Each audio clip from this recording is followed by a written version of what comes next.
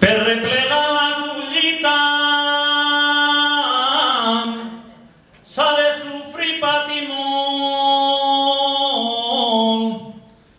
Les faenes són pesades, no hi ha prou de sol a sol. Hem de pagar el que devem i s'ha de començar de nou. I el veí contestava: lelo, lelo, lelo, lelo, lelo, lelo, lelo, la. Ai, lelo, lelo, lelo, lelo, lelo, lelo, lelo, la.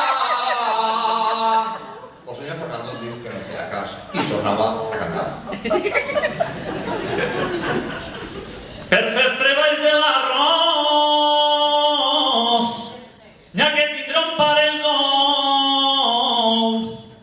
Les faenes són pesades i no pots menjar el que vols. Sort de les penques i anguiles, de l'arròs col i fesols.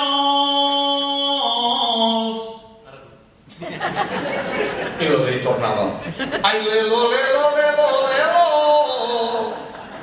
lelo, lelo, lelo, la. Ai, lelo, lelo, lelo, lelo,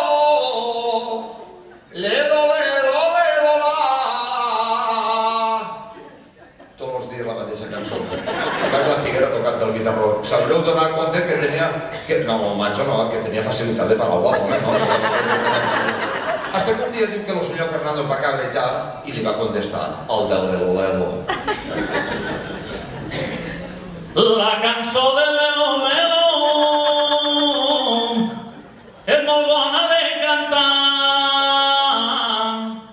Saps comença el Lelo Lelo i s'acaba el Lelo La. Si has de cantar Lelo Lelo,